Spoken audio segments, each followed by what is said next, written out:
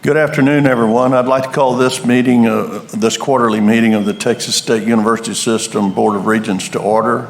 This meeting is authorized under Government Code Chapter 551 regarding the Open Meetings Act, as amended by the 76th Legislature effective September the 1st, 1999.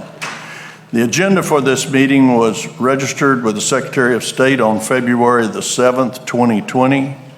For the record, the date is February the 13th, 2020, and the time is 12:32. A quorum of the board is present. And at this time, would everyone rise? And I'm going to ask Regent Amato to lead us in the Pledge of Allegiance to the flag. Pledge allegiance to the flag of the United States of America and to the republic for which it stands, one nation, under God, indivisible, with liberty and justice for all. Honor the Texas flag.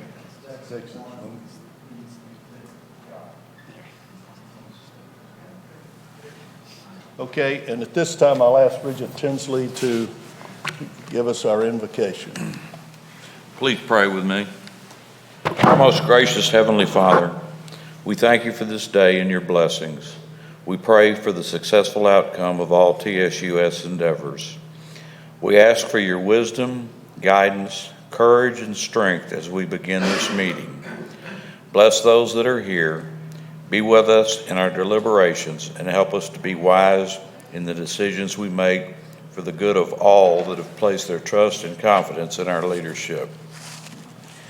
Give us the insight to lead with integrity so that our decisions are good and right. Keep us from short-sightedness and pettiness. Help us to make decisions that are for the good of all and guard us from blind self-interest. Guide us give us the humility to seek your will in all that we do and say. For it's in your name we pray. Amen. Amen.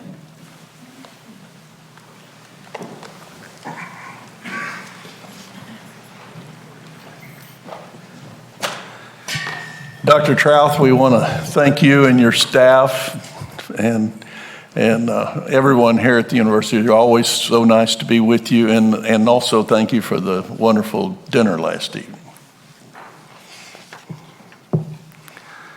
Before we start, I'd like to ask Chancellor McCall to make a few comments.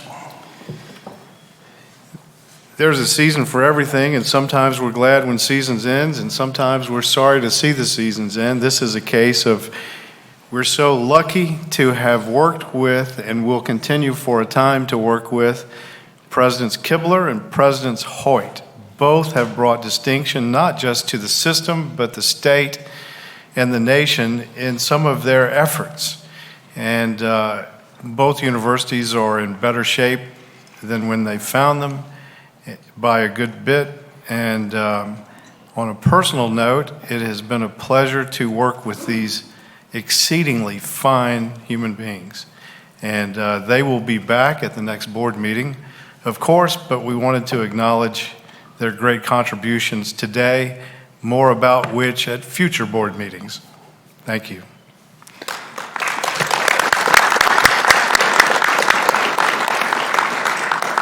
Thank you, Dr. McCall. And I want to thank all the regents who are working on the search committees to replace these fine presidents. And I just want to say that there's really no higher work that any regent can do than to help with the selection of new presidents for our system. As we get started with regular business, I'd also like and remind each of you that when you're seconding a motion, please raise your hand so we can properly record who is making motions and seconds. And I'd also like to remind everyone to silence their cell phones so that we don't sound like a carnival.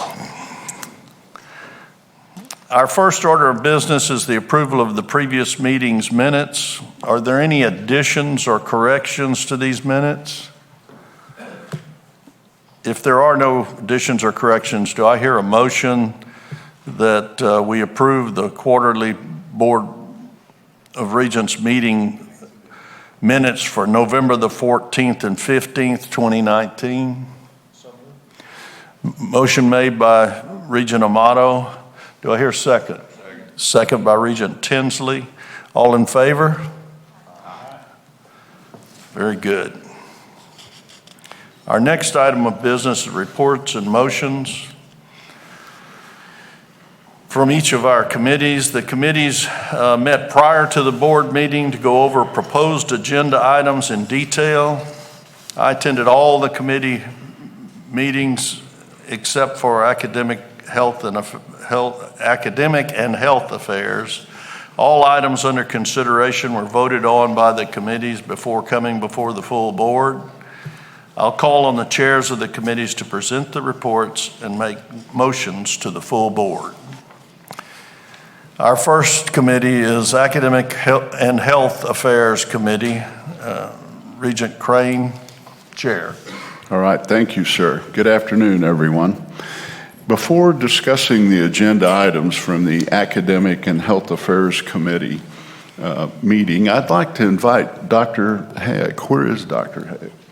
To the podium, please. Come on up. He's our Vice Chancellor for Academic and Health Affairs.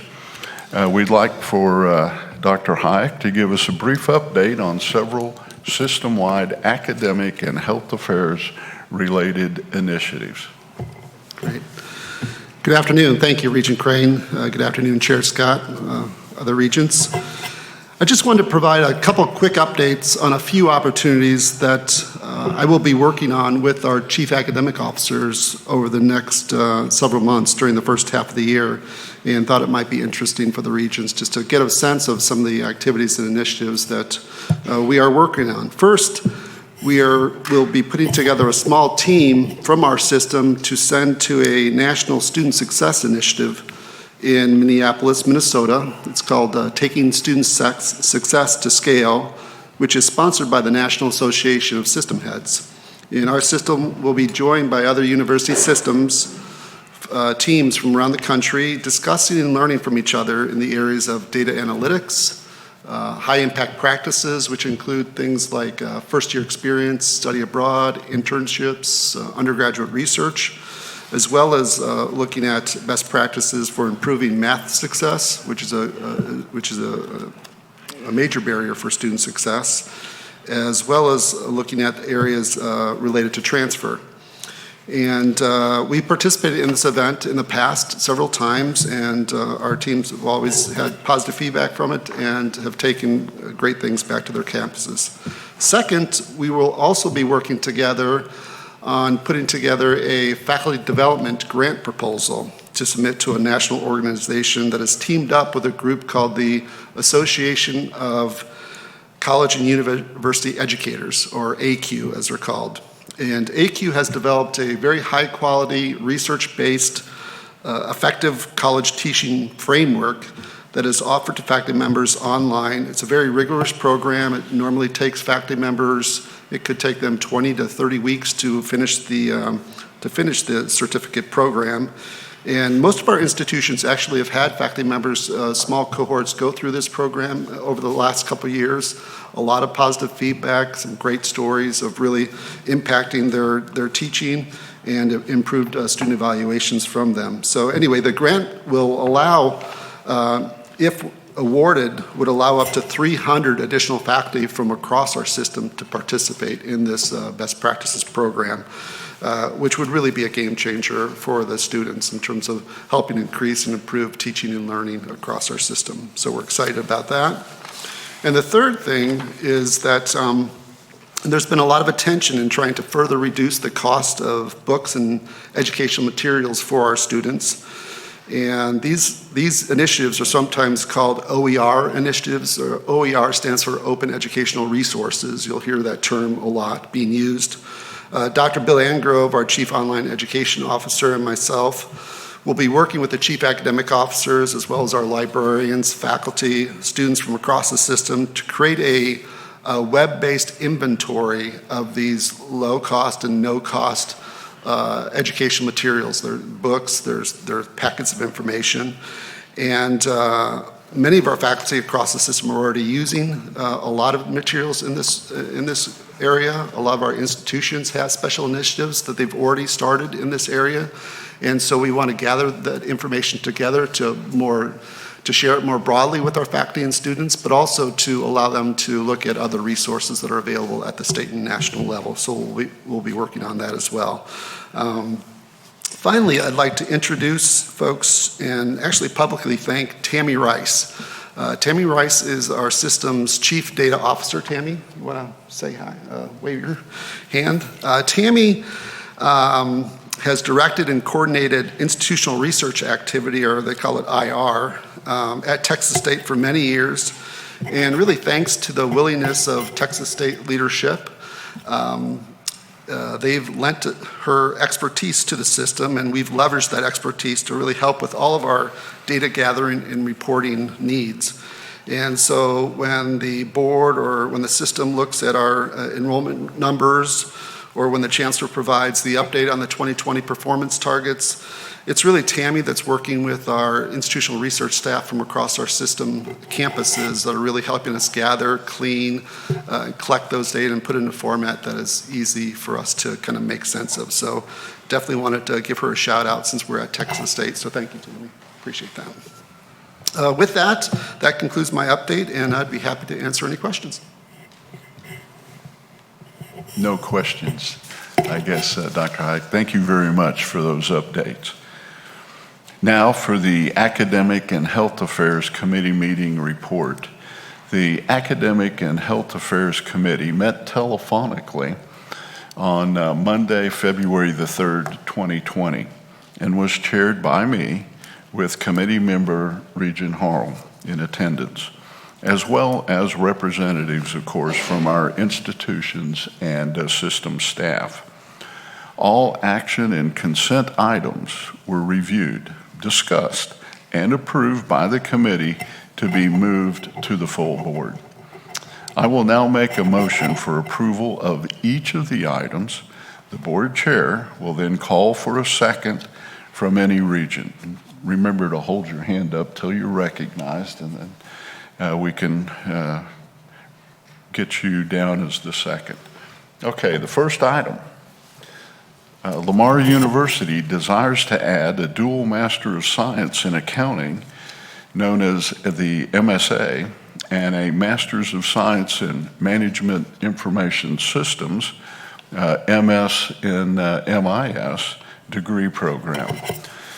Therefore, I move that Lamar University be authorized to add a dual MS in Accounting / MS in MIS program where students can complete the dual degree after completing 52 semester hours effective June 2020.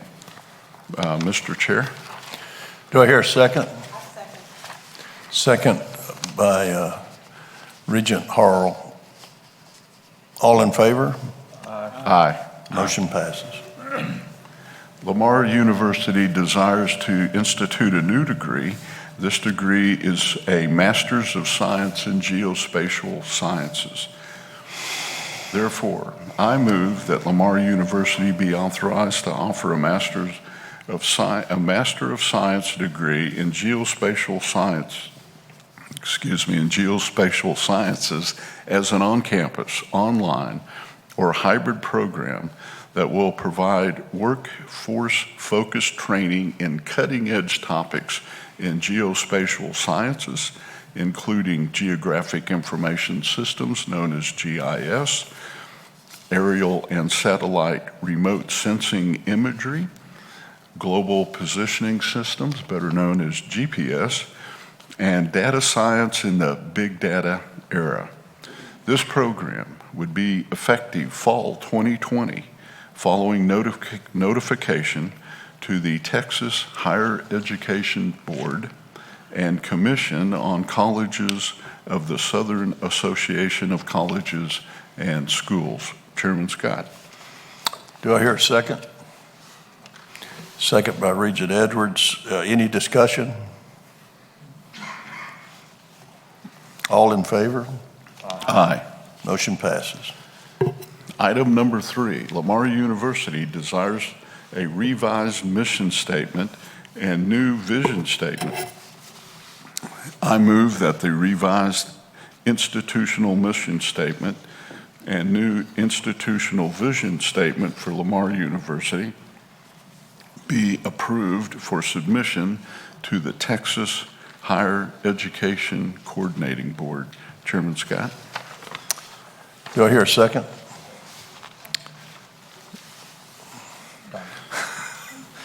Ladies first. Regent Edwards. Any discussion? All in favor? Aye. Thank you. Item number 4, Sam Houston State University desires a degree program addition, a Master's of Public Health with concentrations in global health and social justice and health education and promotion. I move that Sam Houston State University be authorized to offer a degree program and the associated new course additions leading to the Master of Public Health degree with concentrations in global health and social justice and health education and promotion. All of this will be housed in the Department of Population Health, known as 2346, within the College of Health Sciences, known as 1937, to be implemented upon final approval by the TSUS Board of Regents and the Texas Higher Education Coordinating Board. Chairman Scott. Very good. Regent Flores, would you like to second that? I would, thank you. Any discussion? All in favor? Aye. Motion passes.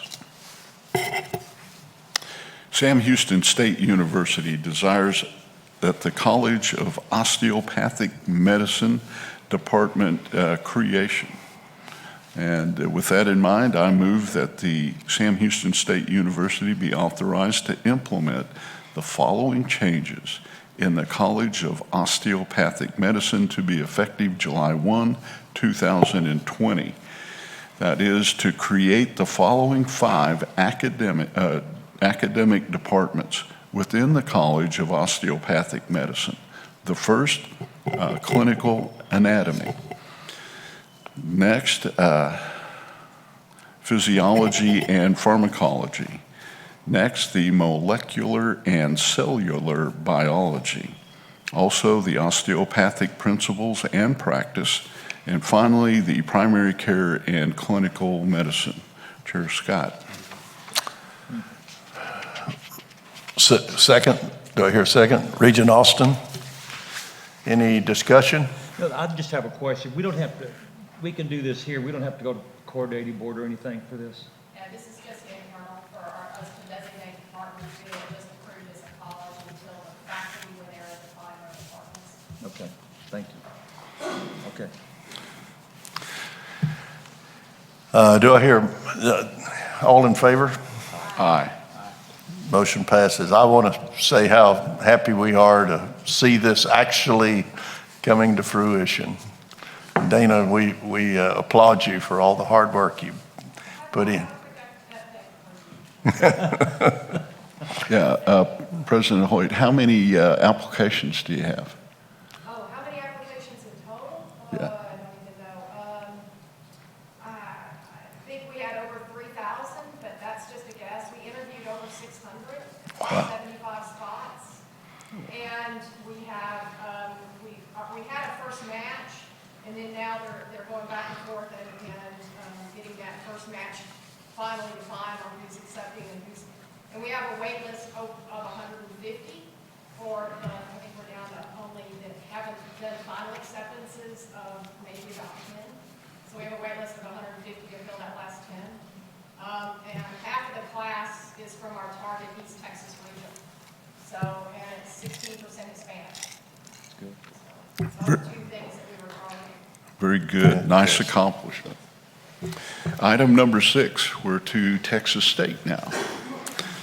who wishes to add a Bachelor of Arts degree with a major in religious studies. Therefore, I move that Texas State University be authorized to add a new Bachelor of Arts degree with a major in religious studies. Mr. Chair. Okay. Regent Harrell seconds. And any discussion?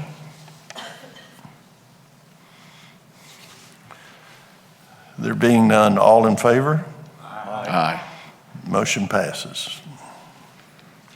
Item number 7, Texas State desires to add a Master of Science degree with a major in construction management. I move that Texas State University be authorized to add a new Master of Science degree with a major in construction management. Chair Scott. Do I hear a second? Second. Second by Regent Tinsley. Discussion?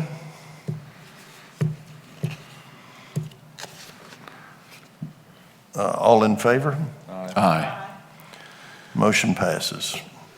Item number 8, Texas State desires to add a Master of Science degree with a major in quantitative finance and economics. I move that Texas State University be authorized to add a new Master of Science degree with a major in quantitative finance and economics. Chair Scott. Do I hear a second? Second. Charles. Second, Regent Amato. Discussion? No discussion. All in favor? Aye. Motion passes. Item number 9, Texas State desires authorization for conferring the honorary degree of Doctor of Laws. It'll be a LLD degree upon Mr. Earl Maxwell. Before making this motion, President Trouth, would you like to make any brief comments or on the recommendation? Thank you very much, Regent Crane. I'm very pleased to bring this motion to you to confer an honorary doctorate on Earl Maxwell. I think many of you have had the opportunity to meet this gentleman. For the last 20 years, he has either been a board member or the CEO of the St. David's Foundation. And I think you know how much the St. David's Foundation has supported the growth of health professions at Texas State University. They have funded our School of Nursing, not just at the baccalaureate level, but they've helped us add master's programs in nursing. They also helped us build Willow Hall. But over and above that, Earl Maxwell is just a stellar member of the greater Austin community, not just because of philanthropy, but because of all of his volunteer work. He's just a wonderful human being, and to have him receive a degree from Texas State, I think honors our university. All right, very good. I was going to ask if are we going to start a law school? No, I say that. Okay. I move that Texas State be authorized to confer the degree of Doctor of Laws honoris causa upon Mr. Earl Maxwell, excuse me. I've been in Texas too long. Very good. Do I hear a second? Second, Regent Edwards. Discussion? I'm sure this is going to be a very special time, as it always is when we confer these awards. All in favor? Aye. Motion passes. Item number 10, LIT, Lamar Institute of Technology, desires a new Associate of Arts in Teacher Education. I move that Lamar Institute of Technology be authorized to offer a new degree, the Associate of Arts in Teacher Education, to be implemented upon final approval by the TSUS Board of Regents and the Texas Higher Education Coordinating Board. Chair Scott. Do I hear a second? Regent Flores. Discussion? All in favor? Motion passes. Item number 11, Lamar Institute of Technology wants to create an Associate of Science in Health Science. I move that Lamar Institute of Technology be authorized to offer a new degree, the Associate of Science in Health Sciences, to be implemented upon final approval by the TSUS Board of Regents and the Texas Higher Education Coordinating Board. Chair? Do I hear a second? I'll second. Second by Regent Amato. Discussion? All in favor? Aye. Motion passes. Item number 12, LIT wants to create a Level 1 Certificate in Child Development Associate. I move that Lamar Institute of Technology be authorized to offer a new Level 1 Certificate in Child Development Associate to be implemented upon final approval by the TSUS Board of Regents and the Texas Higher Education Coordinating Board. Chair Scott? Do I hear a second? Regent Harrell. Any discussion? All in favor? Aye. Motion passes. LIT wishes to create a Level 1 Certificate in Advanced Engine. With that, I move that Lamar Institute of Technology be authorized to offer a new Level 1 Certificate program in Advanced Engine to be implemented upon final approval by the TSUS Board of Regents and the Texas Higher Education Coordinating Board. Do I hear a second? Second. Second, Regent Amato. Discussion? All in favor? Aye. Motion passes. Now, before we move to our informational item, we do have one additional walk-on action item to consider for Lamar State University Orange, Lamar State College Orange. Thank you, Charlie. Which is a recommendation to confer the honorary degree, Associate of Science in Business, upon Mr. Carl A. Parker.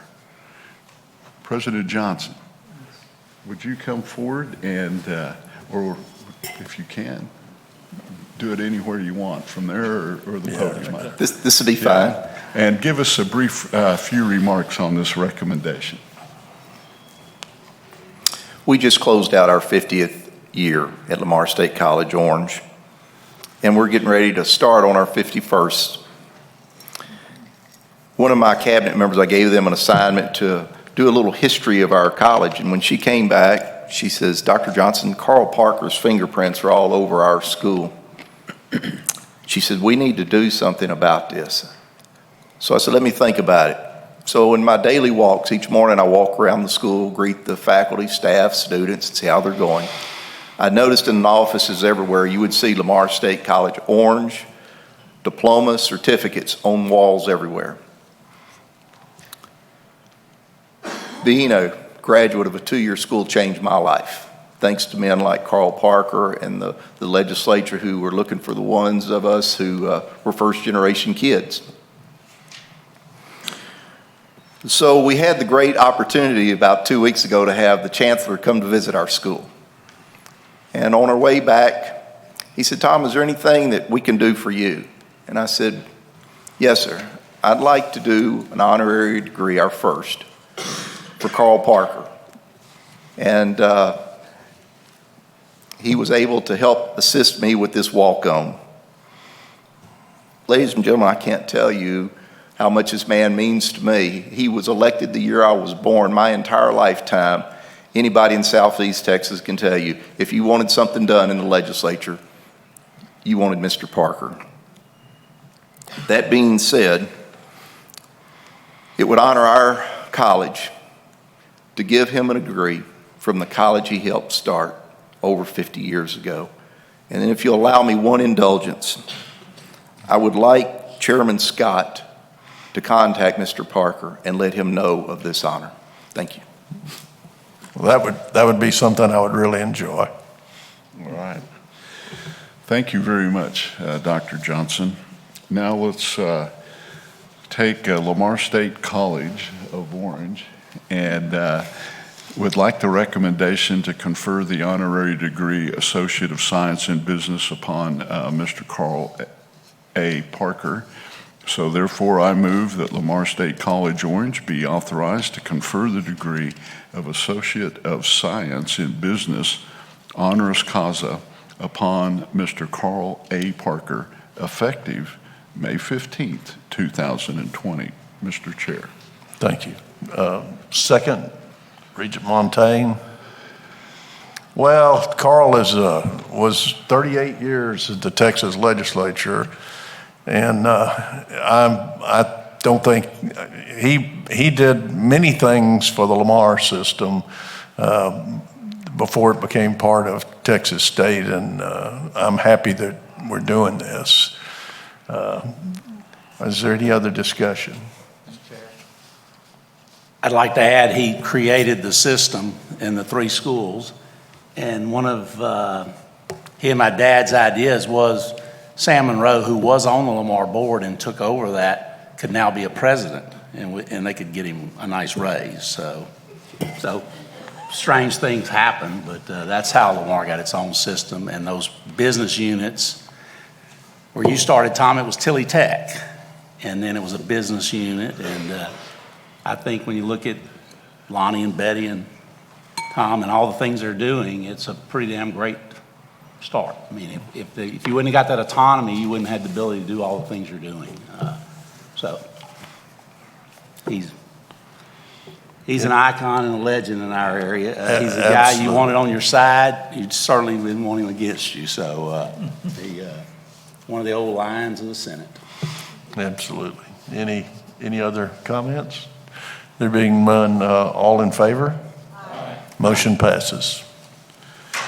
All right, the last item on our agenda is an informational only item. And it's the TSUS Informational Certified Enrollment Report for Fall 2019. Now, any remaining items are included in our consent agenda, unless someone here wishes to remove an item from the consent.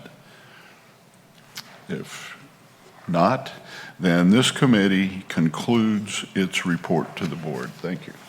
Thank you very much. Our next item is Finance and Audit Committee. Regent Allen Tinsley, Chair. Regent Tinsley. Thank you, Chairman Scott. The Finance and Audit Committee met telephonically on February 5th, 2020, to discuss finance and audit items included in today's agenda. I chaired the meeting and Regents Flores, Montaigne, Scott, and Harrell participated. The Finance and Audit Committee considered all items, and the committee agreed to move each item to today's meeting for the board's consideration. The first item for consideration is TSUS authorization to set meal plan rates. Chairman Scott, I move that the accompanying schedules titled Proposed Meal Rates effective fall 2020 be approved. Do I hear a second? Second by Regent Amato. Any discussion? All in favor? Aye. Motion passes. The next item for consideration is TSUS authorization to set residence hall rates. Chairman Scott, I move that the accompanying schedules titled Proposed Residence Hall Rates effective fall 2020 be approved. Second. Regent Flores. Discussion? All in favor? Motion passes. The next agenda item is TSUS 25th Supplemental Resolution. Mr. Chair, I move that the 25th Supplemental Resolution to the Master Resolution authorizing the issuance, sale, and delivery of Board of Regents, Texas State University System Revenue Financing System revenue bonds be adopted. Second. Regent Flores. Any discussion?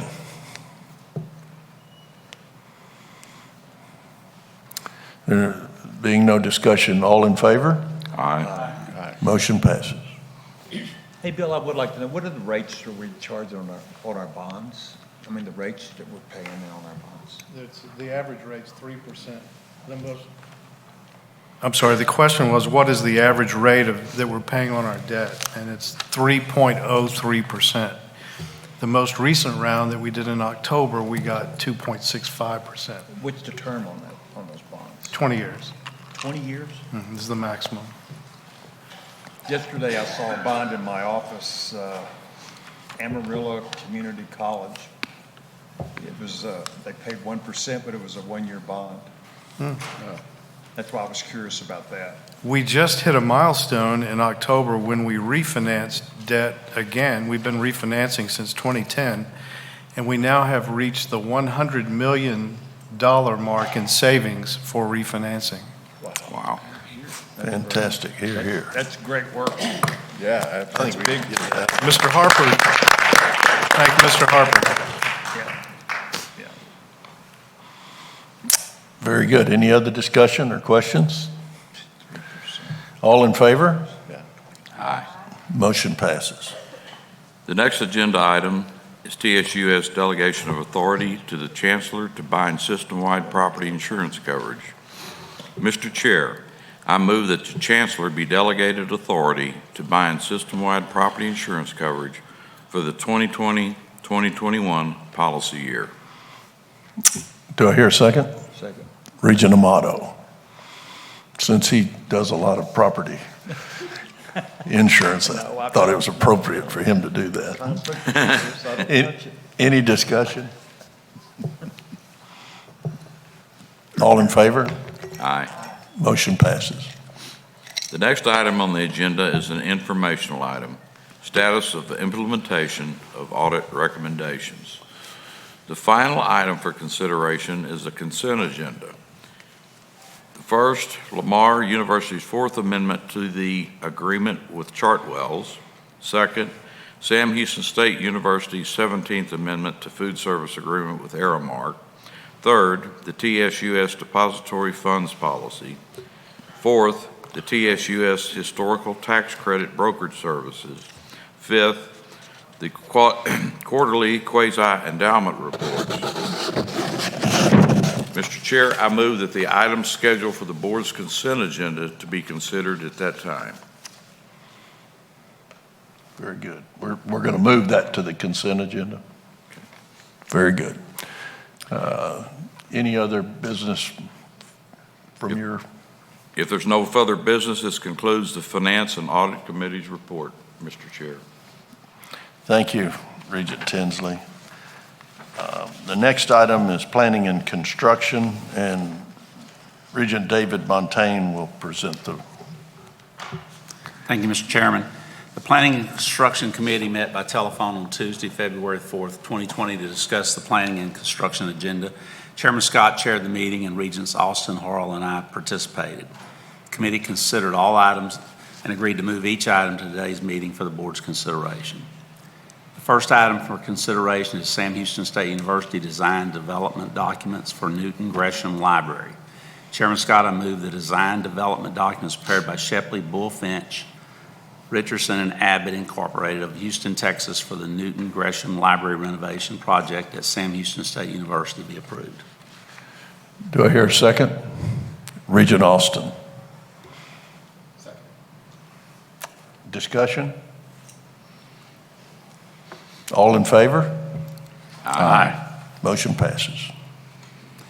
The next agenda item is consideration of Lamar State College Port Arthur design development documents for the Ruby Fuller Educational Building renovation.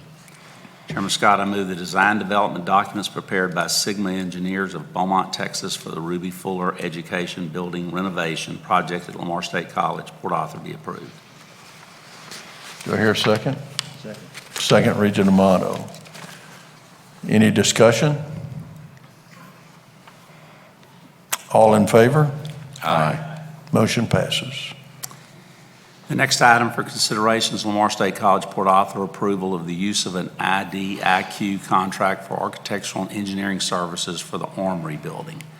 Chairman Scott, I move the Lamar State College, Port Arthur be authorized to use professional services, indefinite delivery, indefinite quantity contract between Lamar State College, Port Arthur and PDG Architects for the Armory building renovation project.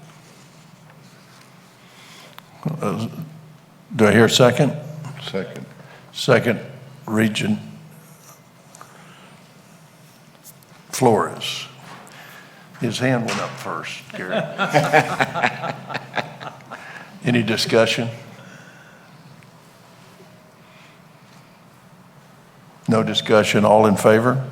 Aye. Motion passes. Mr. Chair, the next item for consideration is Lamar State College, Port Arthur, approval of Lamar State College, Port Arthur's campus master plan. Chairman Scott, at this time, I'd ask Dr. Renard to provide introductory comments. Good afternoon, Chancellor McCall and Regents. In October 2018, Lamar State College Port Arthur hired Fries and Nichols to create a master plan that would lead campus development over the next decade. Fries and Nichols assigned Chad Como, I might add a Port Arthur resident, or native, to complete the project. In the months that passed, Chad and his staff worked on campus visiting with students, faculty, staff, community leaders, and we're very pleased with the product that they have completed and will present to you this afternoon. So, Chad, it's all yours. All right. Good afternoon. Appreciate the opportunity to be here to present the campus master plan for Lamar State College. As Dr. Renard mentioned, we went through a process where we met with various stakeholders in the community as well as the institution as well. We kicked the project off in November of 2018 and roughly wrapped it up around October or the end of the summer of 2019. We met with the steering committee. We also met with administration, students, and faculty. We placed input boards out for students to be able to participate between classes. We wanted to make sure that we received all the input so that we can have something to back up the recommendations that we would be making toward the end of the project. So we also did online surveys with the students, the faculty, and the staff as well. Part of the campus master plan process is to go through an analysis to look at the catchment areas where your students are coming from. And we also did a market summary as well to understand what are some of the new technologies as well as the new industries that are out there, and in order to make sure that we're serving the population well. We looked at the historic enrollment projections, and I'll make a note on the enrollment projections. As we were going through the process, we were looking at a certain projection, but then we started getting news about various positive information and news that was coming forth during the process that would help to increase the enrollment probably a little bit more than what we initially projected. And so you'll see some of those listed here. And some of those items were just previously mentioned, such as the Ruby Fuller renovation and the Armory building and the Culinary Arts School that would be downtown Port Arthur. So we looked at building functionality and adjacency, the assessment of the facilities, and as you can see that the majority of the facilities are in good shape. We also looked at opportunities and constraints of the entire campus and what some of those areas that we could build in and take advantage of. Space utilization analysis was done of the classrooms and the laboratories. And then that information helped to create the building blocks that we needed in order to make the recommendations for the plan. But we wanted something to guide us through the recommendations. So you'll see the list of goals and guiding principles that we wanted to make sure that our improvements were practical, that we were creating a cohesive campus. The campus is spread out a little bit, so we wanted to make sure that we kind of make that cohesive, creating more of a campus environment and building on those outdoor spaces. This is a snapshot of the campus master plan at its full build out, and we all understand that campus master plans are living documents and is a living plan, and so things may change, but we want to make sure that we give a good picture of the future of how it could build out over time. Along with that, we want to provide phasing of the campus master plan to give some logical direction as various projects come forth. So those phasing, we looked at near term, midterm, as well as a long-term phasing plan. One of the things I really like about this campus master plan is that on the north side of Proctor Street, it creates, as you see in this image here, it creates a nice open space with new buildings that are flanked on either side, and that's the recently or fairly new technology building in the foreground. But one of the things that we heard throughout the process was students wanting to take advantage or have some gathering spaces. The buildings along Proctor causing some type of constraint as people pass through. And so this opens up the campus and really creates that campus core and feel for Lamar State College. And also taking advantage of and rethinking how some of the open spaces are currently now. We also looked at that in our landscape improvements. There were also a host of general recommendations as well, which conversation prior to this, Dr. Renard mentioned that they are ready to go on some of those things. So it's good to see that some of the recommendations are getting checked off the list. We really enjoyed working on this campus master plan. As Dr. Renard mentioned, I am a native of Port Arthur. Between my time and summers off from Texas A&M, I came home and I took classes at Lamar State College. And so it was really special and a great opportunity to be able to work on this campus master plan. If there aren't any questions or comments, I appreciate your time this afternoon. Thank you. Excellent. Thank you. Mm-hmm. Yeah. We don't need a vote on that, so I guess we do. Chairman Scott, I move that 2020-2030 campus master plan for Lamar State College of Port Arthur be prepared by Freese and Nichols be approved. Very good. Do I hear a second? The second, Regent Flores. Discussion? Well, I'll say something. I went to junior high school in the old Woodrow Wilson building that's across the street from the Fuller building and everything, and it's great for me to see this grow and improve, and I'm excited to see where this is, and just hope I'm around long enough to see it fruition. All in favor? Aye. Motion passes. Mr. Chairman, I'm going to bring Daniel Harper up in case somebody has a question about these couple of, they're not motion items, but Daniel, why don't you tell us what the Campus Condition Index Report is?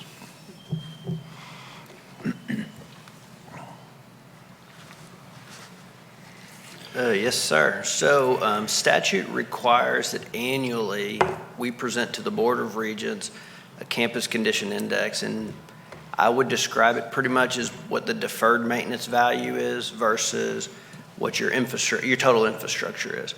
So this is a bunch of numbers with a bunch of acronyms to tell you something that we honestly can't really decipher today.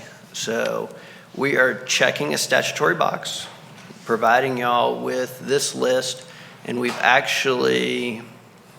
were going to present this at the November meeting, but we punted till today so we could have a better product or a better plan to bring you. So we're actually looking to engage a third-party firm to come and help create a uniform definition for deferred maintenance, to bring that back to the board, hopefully by November of next year that will give, I think, a true picture of what the deferred maintenance, critical deferred maintenance, life safety issues are compared to the relative size of the campus. So that's my honest take on this item. Very good. And the quarterly planning construction report. Yes, sir. So this is our standard quarterly planning and construction report that provides for any project that's on the CIP, so any project above $1 million, regardless of if it is authorized by the Board of Regents, the Chancellor, or the institutional president, gives you an update of where each of those projects are in the 3 phases of that timeline. So. Anyone have any questions for Vice Chancellor Daniel? I guess Yes, sir. we discussed the fact that you're going to reach outside and come up and have a third party come in. You want to explain that a little bit to everyone? For the deferred maintenance piece, the previous one. So, among the 7 institutions, there's just some subjectivity in how you define what deferred maintenance is, right?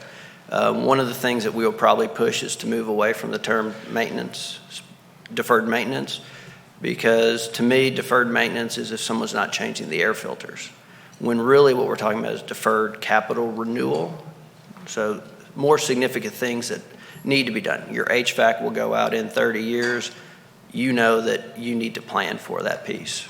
And so we're looking to hire a third-party firm that will be able to come through every campus, across every building, and have an objective measure for the quality, not the quality, but where each of those buildings stands in its life.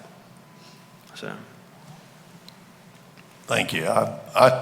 This was Daniel's initiative, and I think it's a really good one.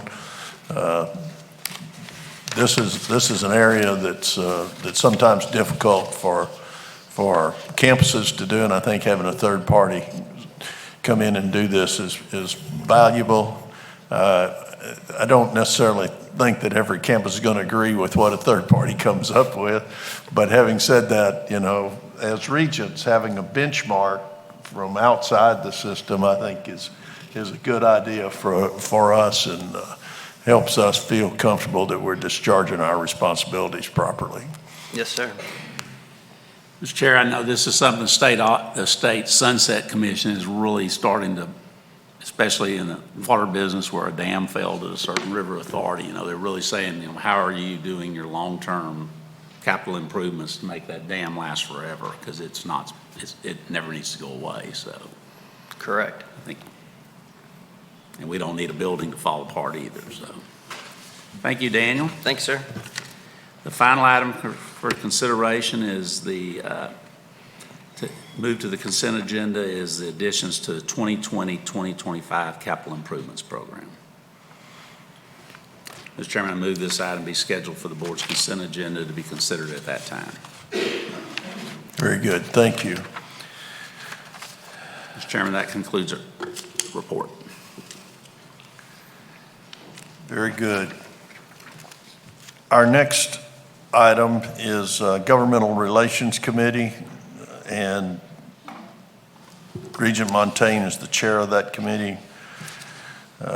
David, would you do that for us? Thank you, Mr. Chairman. Vice Chancellor Sean Cunningham is coming up to give you a report on their current activities. Good afternoon, Mr. Chairman, Regents, Chancellor, Presidents, and thank you for the opportunity to address you today. The Governmental Relations team is off and running. Is off to a running start in 2020 in anticipation for what will be a fascinating election year, and of course, preparing for the 87th legislative session. I am now going to quickly discuss our outreach over the past several months and discuss the upcoming interim hearing schedule as we know it to date. I'll briefly touch on the upcoming primary elections on March 3rd, and that our annual presidential DC fly-in at the end of February. Since I addressed the board last, the GR team has been hard at work improving relationships with members and staff of the legislature. I'll begin by highlighting the tremendously successful holiday party hosted by Chancellor McCall and the GR team at O. Henry Hall. We had over 85 guests, This included representatives from the governor's office, the speaker's office, and many Senate and House staff.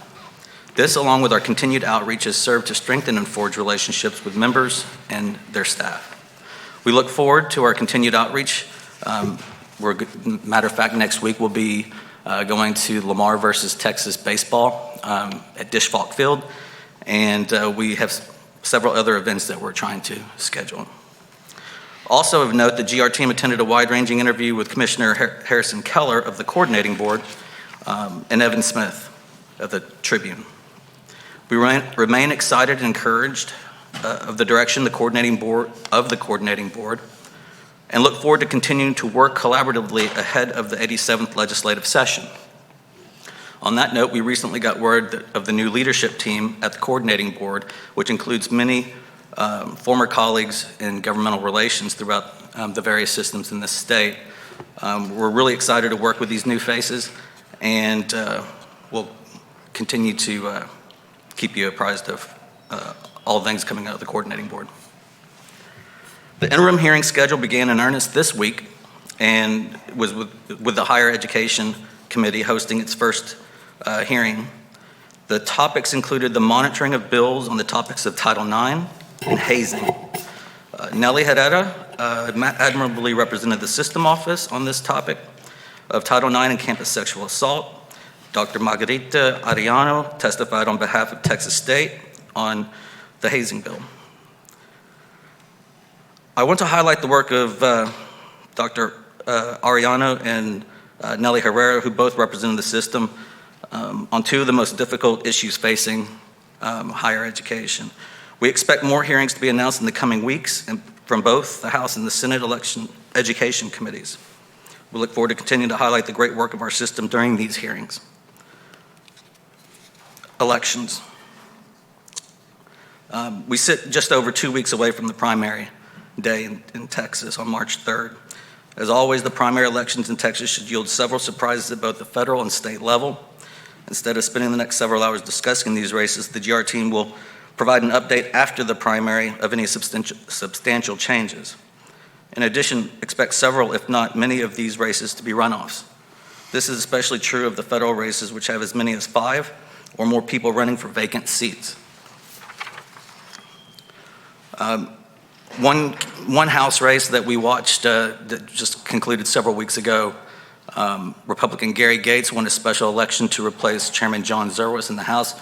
As you know, Chairman Zerwas is formerly the chair of the House Appropriations Committee. We were sad to see him go, but he's now been replaced. This race was considered a bellwether race by many experts in what plans to be the most competitive general election in Texas in decades. I'll now move our attention over to the federal update. I've had Pierce Mitchell pass that out to you. I'll let you just read that at your leisure. It makes for great reading. But I will mention that the chancellor and the presidents, along with myself, and all 7 institutions in our system, all of our presidents will be flying on their annual fly-in to meet with the Texas congressional delegation and a number of key administration figures. Normandy Group, our lobbying firm in Washington, is working to confirm these meeting times and locations. Just to kind of give you an idea, we'll probably meet with approximately 20 members of the Texas congressional delegation, either in their offices on Capitol Hill or through some dinners that we're hosting.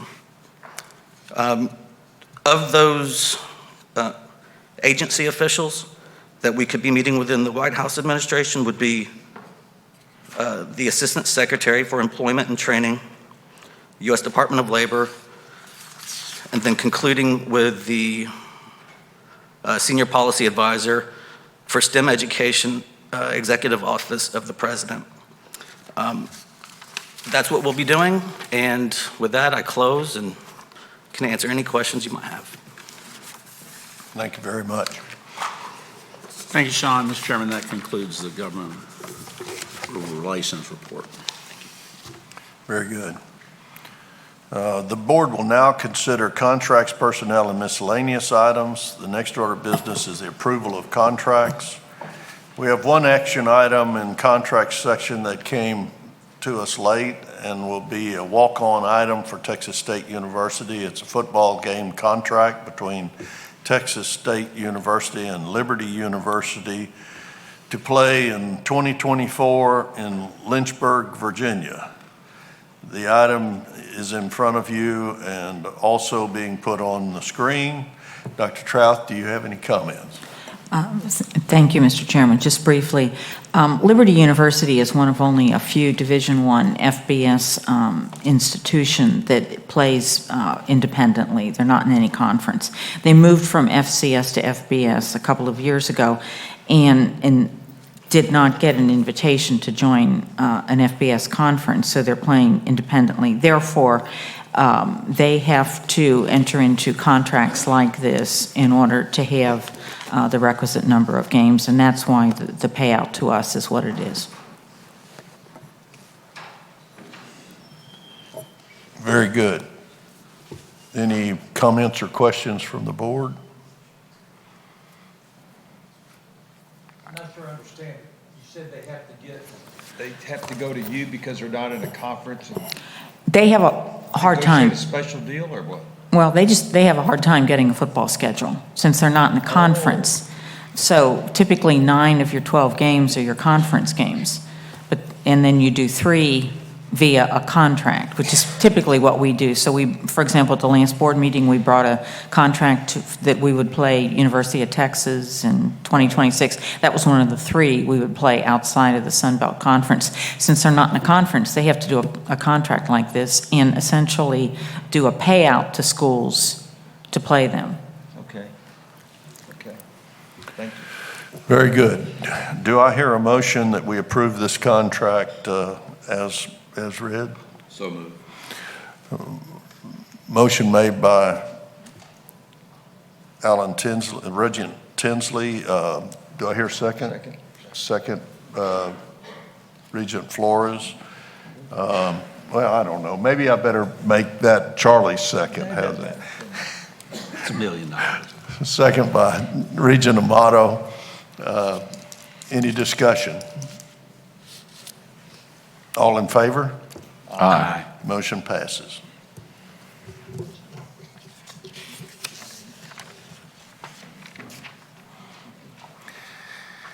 All the remaining items in the contract section have been moved to the consent agenda.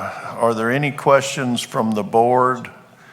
Dr. Gomez is here and available in case there are any questions concerning the contracts to be sent to the consent agenda.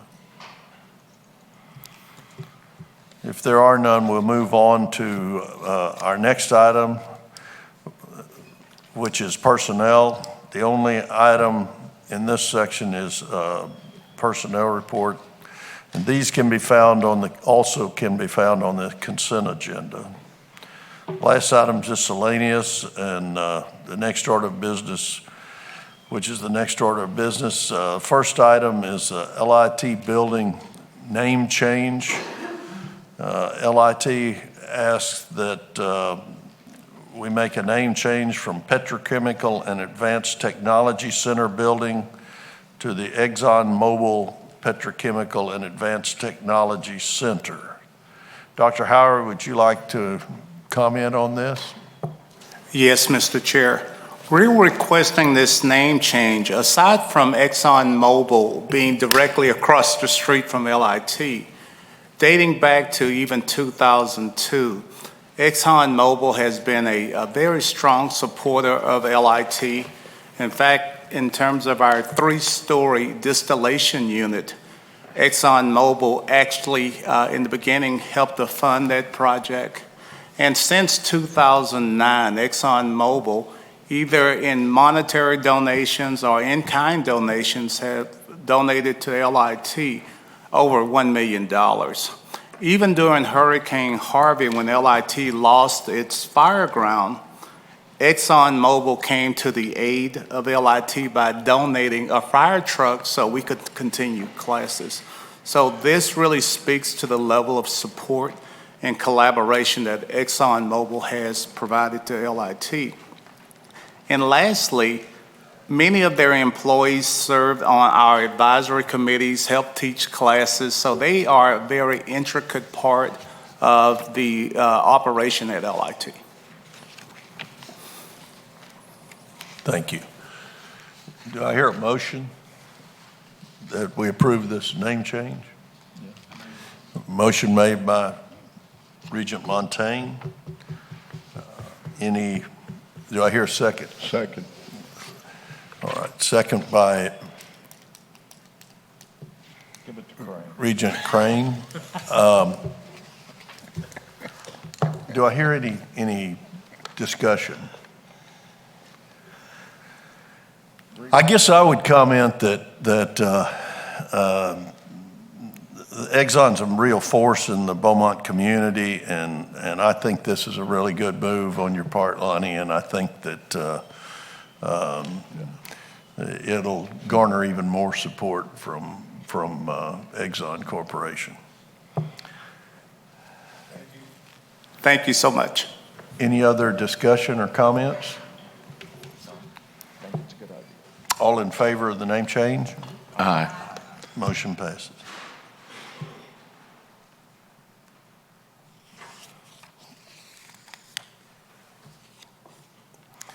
The next item is also, second item is also from Lamar Institute of Technology, and they asked we approve both the building and a room name change. The first is that the Technical Arts Building 2 be renamed to the Emerson Cold Water Lab Building, and that room 114 of the now ExxonMobil Petrochemical and Advanced Technology Center be named the Emerson Central Control Center. Dr. Howard? Yes, Mr. Chair. This is the second phase of the first step in terms of getting the ExxonMobil name change. LIT is one of the premier leaders in petrochemical education in the region, hands down. And these two projects conjoined will kind of help perpetuate that even more so. We are very pleased to have received a $1.1 million donation in equipment from Emerson. And so this is really going to, we think, really garner additional market share as well as provide our students with state-of-the-art training. And I was discussing with President Evans earlier, this will also give our LU and LIT a greater opportunity in terms of data share. And so even though LU will not be training process operators, but again, there's some curriculum and some learning opportunities there. So we're very excited about it. Very good. Do I hear this motion, Regent Edwards? Motion made by Regent Edwards. Do I hear a second? Second, Regent Amato. All in favor? Motion passes. Thank you, Lonnie.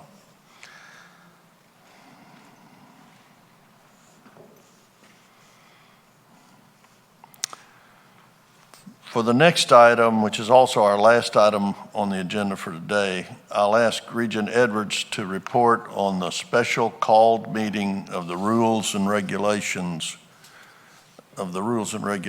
Committee. Thank you, Chair Scott. The Rules and Regulations Committee met by telephone on Wednesday, January 8th, 2020 at 10:30 a.m. to review the record on appeal of Dr. David Wiley, tenure revocation, deliberation as a committee, and prepare its recommendations and the reasons thereof for the board's consideration. I chaired the meeting, which was also attended by the other members of the committee, Regent Flores and Regent Tinsley. No other regents were in attendance. Representatives of the Systems Administration Office were present, as was the Assistant Attorney General assigned to assist the board relating to this matter. Having advised the President in the matter, the Vice Chancellor and General Counsel recused himself and did not attend. The meeting was duly posted in accordance with the Texas Open Meetings Act. Following a roll call, I provided background information relating to the purpose of the meeting, the The committee then recessed into executive session in accordance with the Texas Open Meetings Act, Sections 551.071 through 551.074 of the Government Code. No votes were taken in executive session. The webcast was silenced during that portion of the meeting. Following the committee's deliberations, the meeting was reconvened in open session. As the chair of the committee, I made a motion, which was seconded by Regent Tinsley and passed unanimously by the committee, that the board approve the Texas State University president's decision revoking tenure and terminating the employment of Dr. Wiley. That recommendation reads as follows. Having reviewed the record of the Title IX proceedings, the record of tenure revocation proceedings, the letter briefs submitted to the Board of Regents by Dr. Wiley through his legal counsel and the attached documentation, the Rules and Regulations Committee did not find any defects in procedures or substance that require reversal of the President's decisions. The Rules and Regulations Committee recommends that the Board of Regents, 1, approve the Texas State University President's May 2nd, 2019 affirmation of a faculty hearing tribunal's adverse findings of sexual misconduct and recommend termination of Dr. David Wiley. And 2, approve the Texas State University's president's October 2nd, 2019 decision to revoke the tenure and terminate the employment of Dr. David Wiley following a second faculty hearing tribunal's findings of sexual misconduct and recommendation to revoke his tenure and terminate his employment. Mr. Chair, that concludes my report on the special called meeting of the Rules and Regulations Committee. Thank you, Regent Edwards.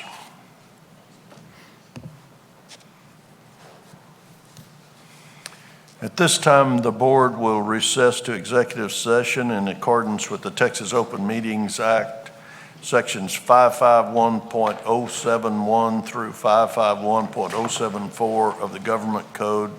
No votes will be taken in executive action.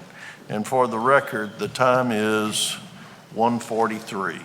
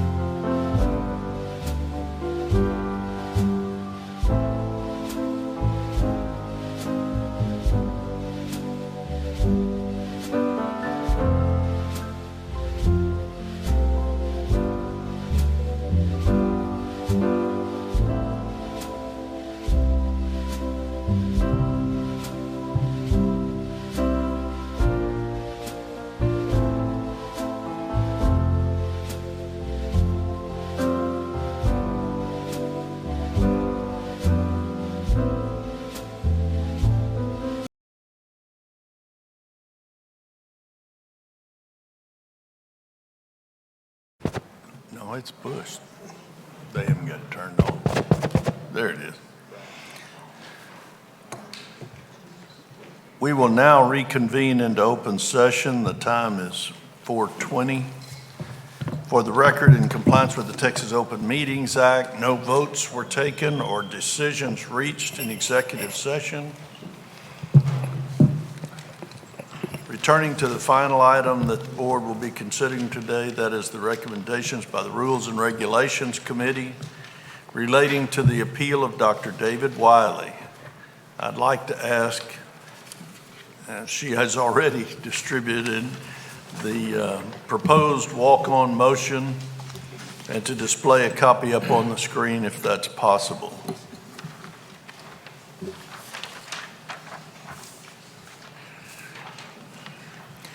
I'm now going to ask Regent Tinsley to make a motion regarding the Rules and Regulations Committee recommendations as stated by the committee. Thank you, Mr. Chair. This recommendation concerns Texas State University regarding Rules and Regulations Committee recommendations that Dr. David Wiley's tenure be revoked and he be terminated for cause. Mr. Chair, I move that the board issue the following orders. The Board of Regents has reviewed the record of the Title IX proceedings, the record of tenure revocation proceedings, the letter briefs submitted to the Board of Regents by Dr. Wiley through his legal counsel, and the attached documentation. Dr. Wiley's written requests submitted through his legal counsel identify the issues that Dr. Wiley believes require reversal of the President's decision. Having carefully considered Dr. Wiley's written requests, the board does not believe any of the issues raised by Dr. Wiley require reversal of the Texas State University President's decisions. The Board of Regents, therefore, approves the Texas State University President's May 2nd, 2019 affirmation of a faculty hearing tribunal's adverse findings of sexual misconduct and recommended termination of Dr. Wiley. The board reaches this conclusion for the reasons outlined in the hearing tribunal's findings and the President's letter. Secondly, the Board of Regents approves the Texas State University President's October 2nd, 2019 decision to revoke the tenure and terminate the employment of Dr. David Wiley following a second faculty hearing tribunal's findings of sexual misconduct and recommendation to revoke his tenure and terminate his employment. The board reaches this conclusion for the reasons outlined in the hearing tribunal's findings and the President's letter. The board further orders that a written copy of this order shall be transmitted to Dr. Wiley, the complainants, the Texas State University President, and the Title IX Coordinator.